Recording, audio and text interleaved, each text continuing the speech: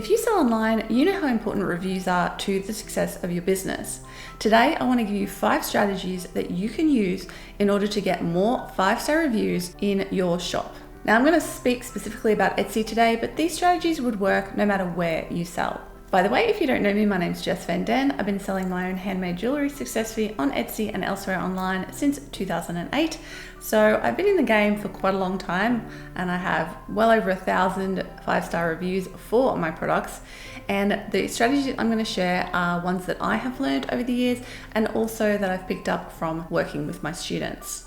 Okay, so number 1, look, you think this would go without saying, but I'm going to say it. You need to deliver high quality products. There's no way around this. You need to make sure your products are well made, high quality, and that they're not going to disappoint the customer in any way. Really, you want to meet or even exceed your customers' expectations. There's nothing better than getting a review where the customer says it looks even better in real life than it did on the photos or on the listing. That is what you're aiming for. This is where testing and quality control with your products is really, really important. So make sure you have some sort of quality control system set up so that you can ensure that every product that goes out the door is of the highest quality. And of course, make sure you send them the right product. I laugh, but I have accidentally sent customers the wrong product once or twice over the years, and that is not a way to get good 5-star reviews. Okay, number 2 is communication and transparency. You want to make sure that you are keeping your customers up to date with what is going on with their order. Now, this is going to look different for everybody. You know, if you're making custom orders that take a long time, keeping them updated as to the progress of that. If you sell, stuff that's ready to ship immediately, you're probably not going to do much more than send them a thank you message and a shipping notification to tell them that it's gone out the door. Now, a trick that I learned here many, many years ago is the power of sending a personalized thank you message to every single customer. Just briefly, I have a message that I send to my customers. It's very long. It's like about 5 paragraphs long. You wouldn't think they would read it, but they do. And what I do in that message is I combine the really important information they need to know, like shipping time frames, sizes, stuff like that, when they can contact me, when they can expect me to reply to them. And I interweave that with my story to make that emotional connection with my customer and show them I'm a real person who really cares about their order and that they can reach out to me if there are ever any issues. Now, I actually have a whole in-depth workshop about exactly how to craft this message, including you basically showing mine so you can steal it inside my membership community for makers, the Thrivers Circle. I'll leave a link to the Thrivers Circle below. It's one of 40+ video workshops specifically for handmade business owners to help you grow your handmade business faster. And this has been a game changer in my business and in many of my students' businesses. Do not discount the power of sending this personalized thank you message to every one of your customers. It really does make a difference. It makes it way more likely that if there is a problem, rather than just opening a case, they will actually reach out to you and trust you to help them resolve the problem. And also, so many of my customers reply to this, like probably 70% of my customers send me a reply to this message and say thank you and start a conversation. And it really creates this positive feeling towards me and my business in my customers. And it doesn't take as much time as you think because you use a pro forma message where you just edit a few little details every single time. It takes me less than a minute to send this message to my customers. Okay, number 3 is to have very accurate photos and product descriptions. Now, the photos part these days is even more important than ever because so many people don't read descriptions anymore or in detail. So it's really important that you are completely accurate with your photos and your descriptions. This is especially true if there's anything weird or wonderful or unexpected about your product. So I'll give you an example. I think I've only gotten about 2 or 3 1-star reviews over the history of my business. And I think all of them have been caused by one product. And it's this type of ring I make. I make these rings that are oxidized silver. Now, the thing about these rings is that the oxidization is a surface treatment and it does weather off over time. So when I first started, I wasn't clear enough in my photos and my description to make this obvious to my customers. And I had a few people who were like, what's going on? I bought a black ring, it's not black anymore. So that was a really important lesson that I learned as a newbie business owner, that you have to be incredibly careful to describe exactly the process. And so now with those sort of products, I have photos showing how the product weathers over time. I describe it in the description exactly what's going to happen. And I even spin it as a positive because I think it is. It's about buying something that will weather with you like an old pair of jeans. It will age and weather and wear and become a part of you.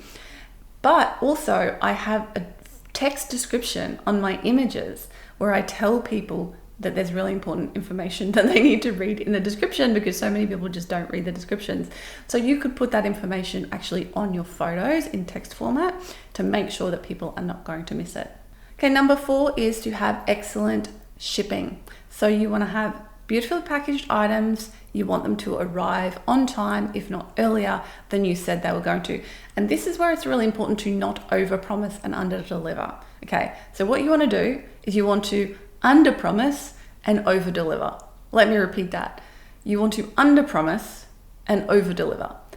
What this looks like when it comes to shipping is actually having a shipping timeline that's slightly longer than you think it's actually going to be. Now, yes, you may be worried that this could lose you some sales, and that is a possibility. But it also means that every person who buys from you, they will get their order sooner than they think they're going to. And that is a way to have a happy customer. What you don't want to do is promise a super short shipping time and then not be able to live up to it. That is a recipe for an unhappy customer. So make sure that you have the correct shipping time and that you try to actually beat that shipping time every single time you send something. By the way, if you are a newbie Etsy seller or you're thinking about selling on Etsy, I want to give you my free Etsy Quick Start Guide.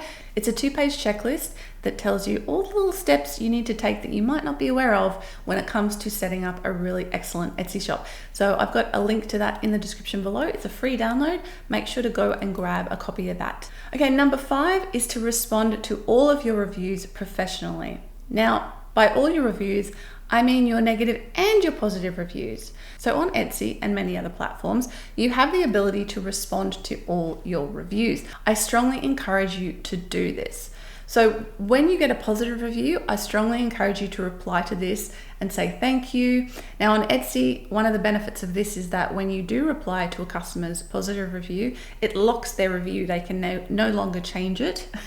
So if they were happy and then they become unhappy for any reason, well, they can't change their review at least. Hopefully they'll reach out to you and you can help them solve the problem. But it locks in that positive review. Now, where it gets a bit trickier is the negative reviews. So how do you respond to the negative reviews? I do actually have a video where I go into this in more depth. I'll leave a link to that up here. But basically, long story short, you need to read the review and then don't do anything for a little while. Step back. If you feel stressed or anxious or angry or upset, do not respond to the review in that state. Make sure to take a breath, take a break, walk away, let the initial emotions subside, and then come back and respond to the review in a professional manner. Now, the best thing you can do if you have a negative review on Etsy is before you respond to the review, because again, it'll lock it in, before you respond to the review, reach out to the customer personally and see if there's a way that you can resolve the issue. Now, this may mean that they eventually change their review, which is the best possible scenario if you have solved the problem for them, and then you can ask them to, hopefully they'll do it by themselves, but you could ask them to please update the review to reflect the current experience. And if it looks, sometimes it just won't work. Sometimes they'll be upset and nothing you can do can fix it, in which case you need to respond to that review and explain the situation in a professional way from your point of view, while also remembering that what you're writing there is for other people to read.